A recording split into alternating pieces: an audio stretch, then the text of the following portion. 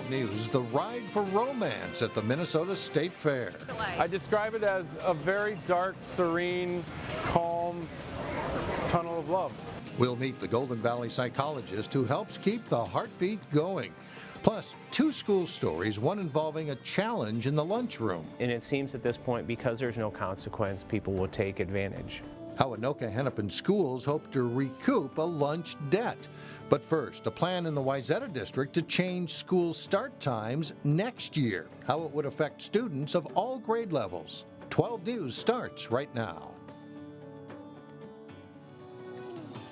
Hello everyone, and thanks for joining us. Changes could be on the way in the Wayzata School District that impact start times for students in all grade levels. In the next couple of months, the school board will choose between one of 3 options outlined by the superintendent that could change start times beginning in the 2016-2017 school year. Delane Cleveland joins us now to explain. Delane? Mike and Alex, of the 3 scenarios presented to the school board by the superintendent, the one he's leaning toward is called the research-aligned scenario.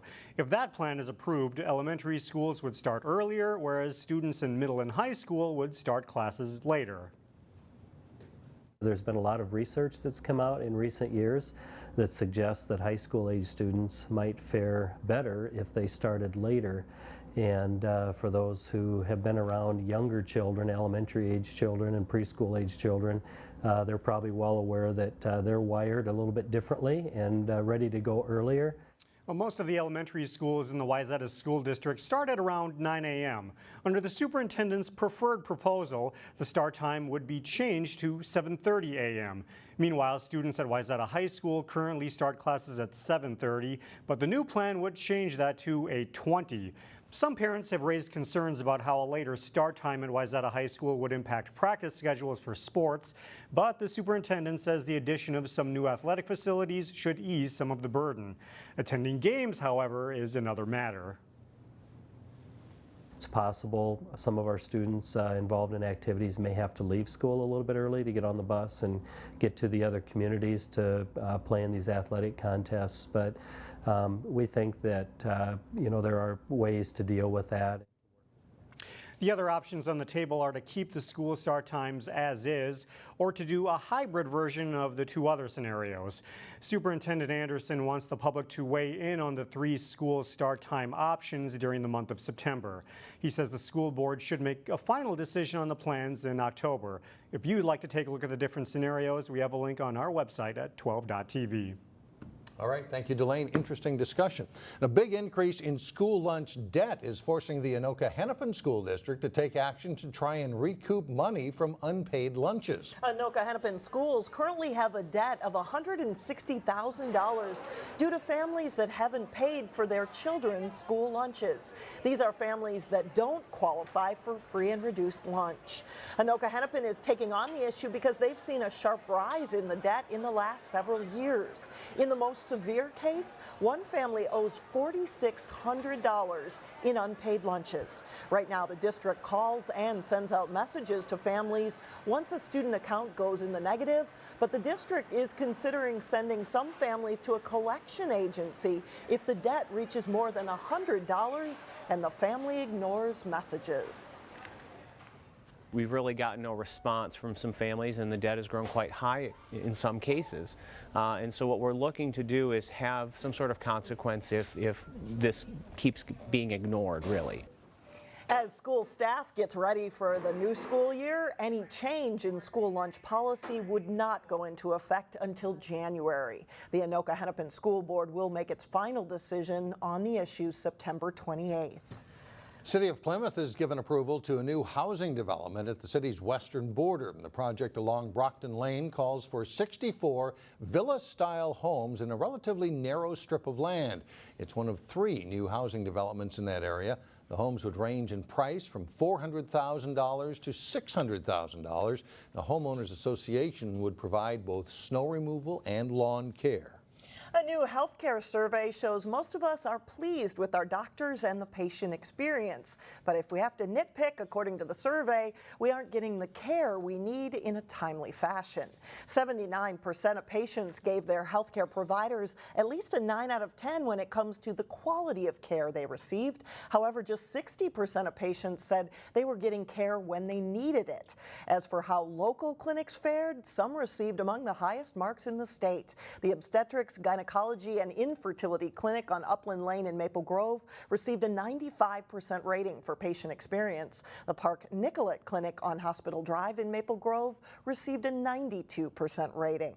This was the second such survey by the Minnesota Department of Health, the largest of its kind in the country. The Golden Valley-based General Mills is recalling thousands of green bean packages after at least one tested positive for listeria. The company is recalling 60,000 packages of its frozen Cascadian Farm cut green beans. The bags in question have better if used by dates of April 10 and April 11 of 2016. Customers should throw the bags away and call Cascadian Farm Consumer Relations for a replacement. That telephone number is 1-800-624-4123. Listeria bacteria can cause some serious health problems, but so far no illnesses have been reported.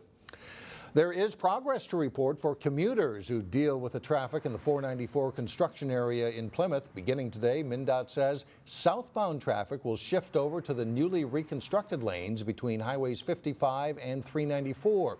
2 lanes of traffic will stay open in each direction, but there is no change north of Highway 55, where it's 2 lanes one direction and 1 lane the other.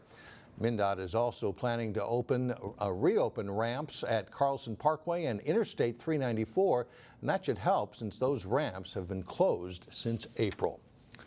Local police are working to make connections with residents on a one-to-one basis. They did that in Brooklyn Center Wednesday night with free hamburgers and hot dogs. And the ketchup's down at the end. There you go. Apple would be good too. It was a safe summer night's get-together at Centennial Park as police and firefighters served a free picnic meal to hundreds of people.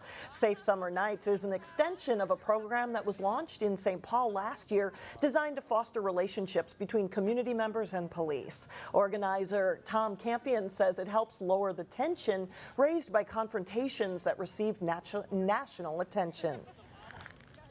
They understand.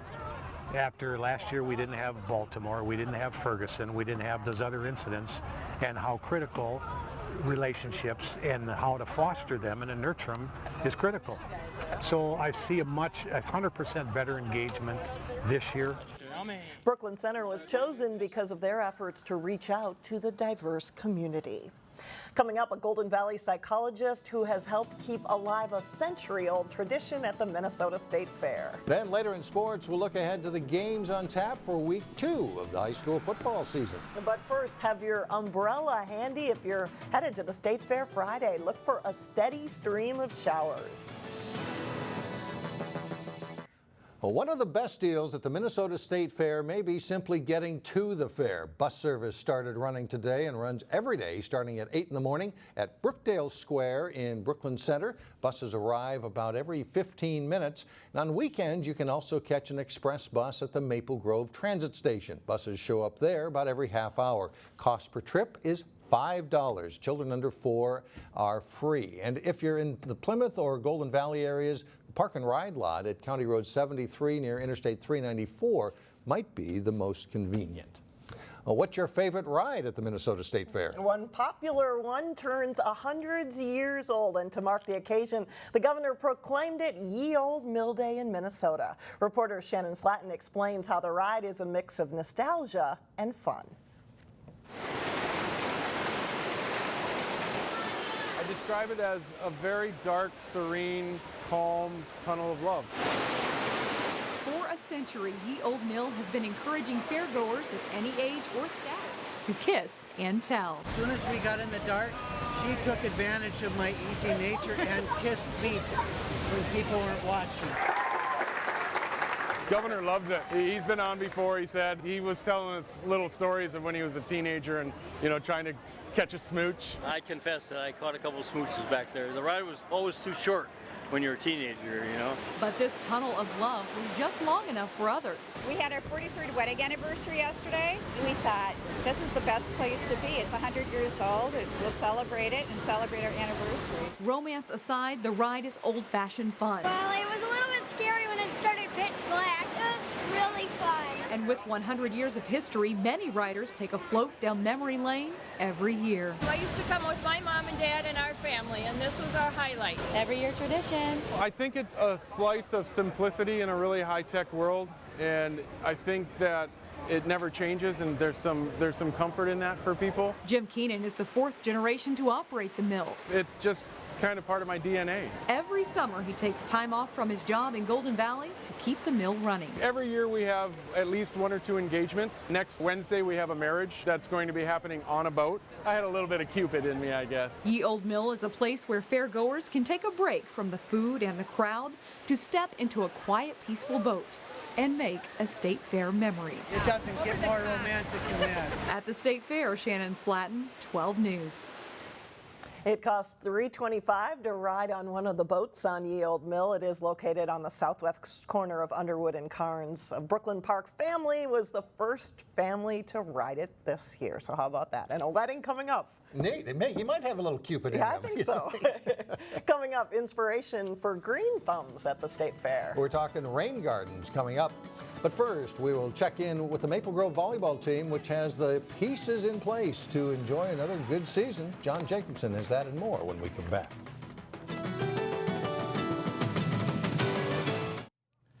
They've been overshadowed a bit by neighboring schools like Osseo and Champlin Park, but the Maple Grove volleyball team put together a strong season last fall. They're looking for more of the same this season. The Crimson went 22-7 overall and 10-3 in the Northwest Suburban Conference a year ago. 5 players who started at least part-time return. The team is starting to come together as they approach the season opener. So far we've been doing very well. We've progressed a lot. We had a scrimmage this past Saturday, and it was a little rough for us, but we also had a scrimmage yesterday, and we've already improved a lot since then. A lot of work to be done. Serve, receive, passing, defense in general. We've got some new kids that have come up this year, so they're kind of getting incorporated in the systems that I tend to run with my teams. But overall, very happy with what's going on so far. The Crimson expect to be strong in the middle with all-conference pick Lauren Bright leading the way. There's also a good group of young players who will battle for playing time. Playoff sections have been realigned for volleyball. It definitely makes Maple Grove section 5-3A tougher. I think it's going to be an interesting section this year. Scott Jackson at Wayzata has always had a great program there. He's done very well throwing them into the mix. Delano over the last few years has done really well. They've been to state, took second in state I believe 2 years ago. But overall, it's going to be still a tough conference, still a tough section. Our section, section 5 and 2, I think are the 2 toughest sections in the state right now for 3A. Maple Grove opens the season Saturday against North Branch at the Breakdown Side Out Classic at Hopkins. They have their home opener in the newly refurbished Maple Grove Gym Tuesday against Osseo. Following a weekend of Saturday season openers in high school football, teams are prepping for the first Friday night games of the year. Osseo is coming off that big win over Maple Grove. The Orioles play at Andover on Friday night. Maple Grove plays its home opener against Hopkins on youth football night. Also on Friday, Wayzata hosts Shakopee. Armstrong is home to play St. Louis Park. Park Center takes on Spring Lake Park at PC. In other games, Champlin Park travels to Centennial. Totino Grace plays at Anoka. That one you can see Friday night at 7. Live on Channel 12 and 12.tv. Pregame starts at 6:54. Cooper is at Benilde St. Margaret's this week. Brooklyn Center travels to Minneapolis North for an afternoon game, while Providence Academy is home to take on St. Croix Lutheran. Breck is at Concordia Academy, and West Lutheran, with just played Tuesday because of last Saturday's storm, takes on Glenville Emmons at Crown College in St. Bonifacius. Having a snarled line while you're out fishing is not a lot of fun. Terry Tuma tells us some ways to prevent that from happening in this week's Channel 12 fishing tip. Over the last 4 months or so, there have been many questions asked about this coiling of line on spinning reels. What causes it? What can I do to prevent it? First of all, if you have old line, get it off and replace it with new line. fresh line. And then use a good quality line, not that real inexpensive line. And then use line that's going to be matched with the manufacturer specs, and that's going to be right on your reel. And then when you install the line on your reel, you know, we've always been told what, counterclockwise one way and then clockwise with the filler spool and so forth. And now they're saying, you know, tight, we all know it should be on tight, not loose. And then coming off the spool in one direction and going on the reel in the same direction. And in other words, clockwise, clockwise. But here again, make sure that it's tight. That's usually the main issue when you have this kind of a problem. And then two, if you do have some of the coiling, once you catch a bigger fish, that'll get some of that stretch out, and or it'll stretch that line and it'll get some of that coiling out also. So there's a lot of things, and don't cast into the wind. That's also another factor. But give it a try. You do not want to fish with coiling line. It can coil so bad that it's going to even catch in your rod guides, and that you do not want. Be sure to tune in next week for another tip. Thanks, Terry. That's it for sports today. All right, thanks, John. Still ahead, gardening that reaps years of benefits. We head to the State Fair for a lesson on rain gardening. We'll be right back.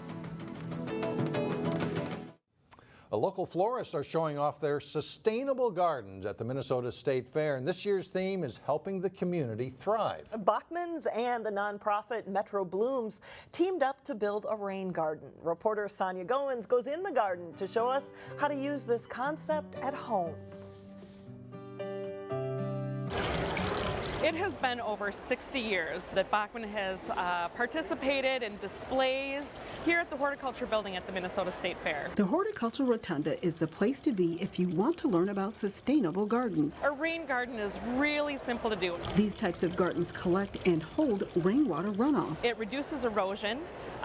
The water runoff actually absorbs into the soil and provides nutrients for plants. Rain gardens are mostly comprised of native plants, shrubs, and grasses. We have rutabaga, black-eyed Susan, we have coneflower. This creative rain chain not only catches your eye, but catches the rain as well. I love the water feature that goes up and down, and it waters the little cups of flowers, but it also is going to give the water to the perennials that are on the bottom. Rain gardens are the way to go if you want low maintenance and don't want to deal with weeds. It's not as fussy.